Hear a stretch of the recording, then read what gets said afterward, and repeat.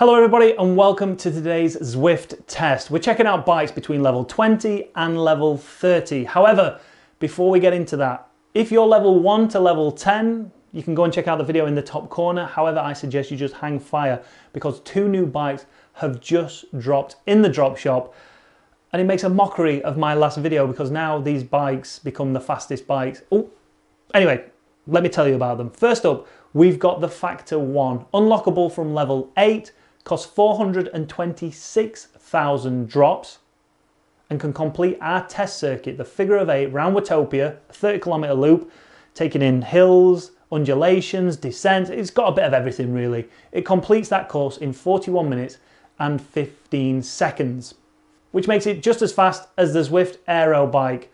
The Ridley, however, unlockable from level 9, comes in at the same price, 426,000 drops. Aero 3, weight 3, just like that Factor 1, comes in a second faster, so now becomes the fastest bike in the level 1 to level 10 category. 41 minutes and 14 seconds. So if you're still under level 10, you're new to Zwift and you're wanting to spend those drops on something new, then go and check out that Noah Ridley Fast 2019, I think it's called. That is now the fastest bike below level 10. And then if we compare that Ridley to the bikes we're about to test between level 20 and level 30, it would actually come in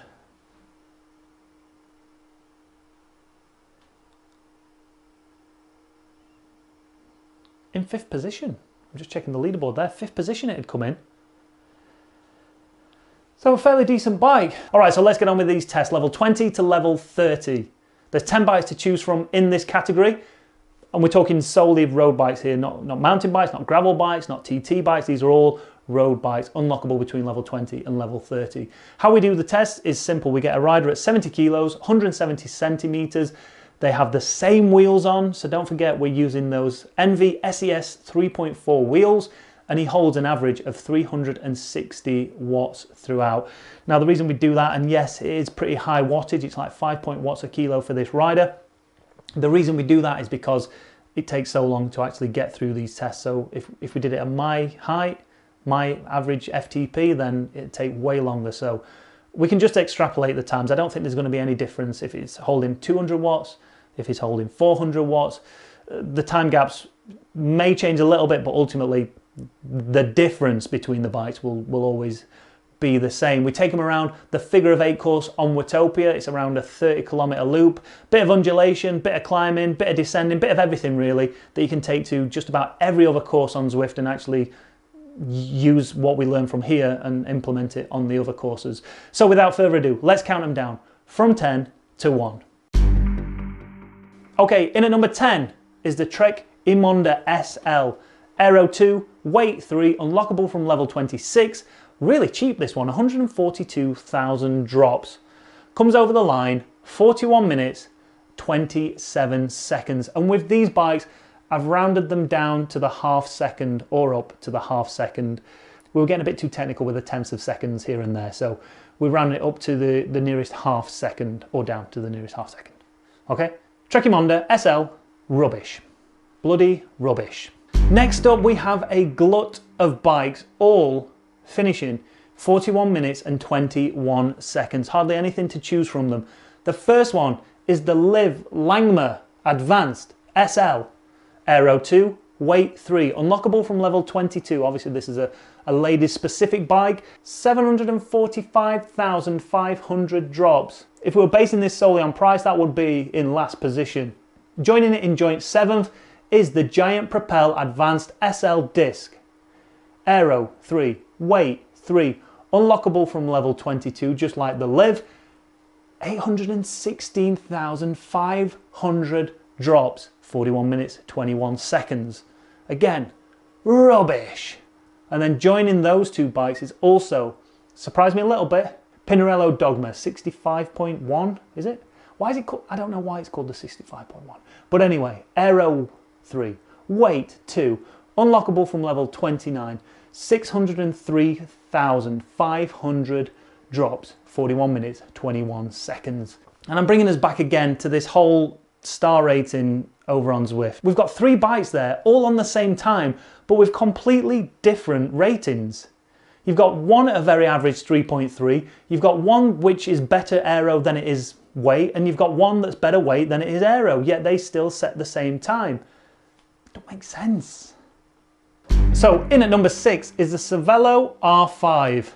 Aero 2, weight 4. If you're climbing Alpe de Zwift, this is the bike for you out of this lot. Unlocks at level 24, 461,500 drops. Only a second faster over the figure of 8 course, 41 minutes and 20. However, this will excel, and I believe this is on my top climbing bikes up Alpe de Zwift. So if you want to go and check that video out and you want your fastest climbing bikes up Alpe de Zwift, then click up in the top corner. Again though, when you look at its time up the reverse KOM, it's there or thereabouts. In fact, it's slower than some of these bikes up here.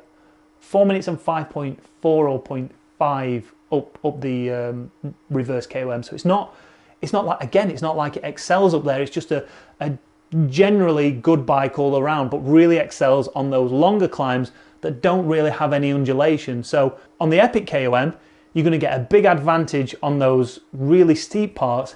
However, when it starts to drop down a little bit, again, you're going to be at a disadvantage. So solely climbing from point A to point B, just going up in a straight line, R5 Cervelo excels. Put it on a hill that goes up and down and undulates, it starts to come undone. But anyway, it's 6th on this list. Unlockable at level 24. You got it? Cervelo R5. In at number 5, the Parley RZ7. Aero 3, weight 3, unlockable at level 28. 511,200 droplets. 4 seconds faster around the figure of 8 than the Cervelo R5. 41 minutes and 16 seconds. Compare that to those 2 brand new bikes that have just dropped, the Ridley and the Factor. A couple of seconds slower than the Ridley and a second slower than the Factor. So you could get a bike unlockable under level 10 that's just as quick, if not a tiny bit quicker, than this Parley. Go figure. In at number 4 is the previously latest bike to come to Zwift, the Pinarello Dogma F12, obviously for the Team Ineos fanboys. Aero 3, weight 3, unlockable level 29, 603,500. So same price, same unlockable level as the Pinarello Dogma 65.1. It goes way bloody faster though. It goes 8 seconds faster than that Pinarello Dogma 65.1. 41 minutes and 13 seconds, so 3 seconds faster than the bike behind it, the Parley. Again, Aero 3, weight 3 for both of them. Yeah, it goes 3 seconds faster. Anyway, let's head to the top 3. 2 seconds faster than the Pinarello Dogma F12 is the Canyon Aero. Unlockable at level 23. Bit cheaper at 532,500 drops. Aero 3, weight 3, 41 minutes and 11 seconds. In second place, this one surprised me a little bit. I was expecting it not to be as high as it was or as fast as it was, and at one point it was the fastest bike in this test. The Cannondale System 6, Aero 3, weight 3, unlockable at level 27. Again, slightly cheaper than that Aero at 497,000 and goes 1 second faster. 41 minutes and 10 seconds. Lovely bike. Yeah, what's more to be said? Cannondale System 6 in second place, putting in a solid bloody performance. 41 minutes and 10 seconds. But the winner and the best bike in the group of level 20 to level 30 is the Cervelo S5. Aero 3, weight 3, unlockable right in the middle of this test at level 25.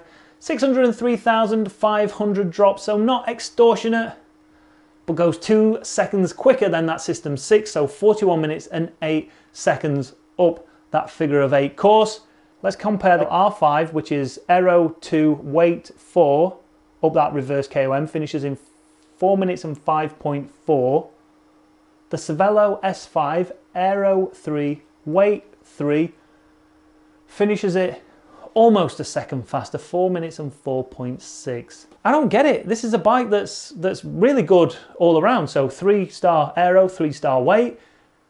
It shouldn't be going faster, regardless of what kind of hill you're going up. It shouldn't be going faster than a 4-star weight bike up the hill. It shouldn't. And I know the gradients aren't that steep on that figure of 8, but still, you'd think it would go faster. You certainly wouldn't think it'd go a second slower almost. But there you go, that's another test in the bank. Next week, 30 to 40. And some big dogs are coming out to play. But again, after spending 3 weeks of doing this now, there are some big time gaps. But when you get towards the fastest bikes within the groups, so level 1 to 10 and 10 to 20 and 20 to 30, those top end bikes in each group all kind of tend to stick around together, and they're not that much faster than each other. So it'll be interesting to see what happens when we get to 30 to 40. Are we going to start seeing times way faster, like ridiculously faster? I don't know, but it'll be interesting to find out. Make sure you leave your comments down below. Let me know what bike you're riding. Let me know what bike you're going to be purchasing from the drop shop now after this wealth of information you have just received. If you have enjoyed the video, please hit that like button. Please hit that subscribe button if you've not done already, and hit that notification bell, because once I've recovered from whatever illness I'm suffering from at the minute, I will be back streaming races. In fact, I'll probably just stream a training ride. In fact, let's do a meetup ride on Sunday. If you want to be involved in that, make sure you go and follow me on Zwift. Leave your name down below and we'll add you to the list, and we'll invite you to a group ride on Sunday. Don't know what time it's going to be. We'll sort all that out later. But above all, make sure you have a good weekend. Stay safe and do all that jazz, like washing your hands. See there.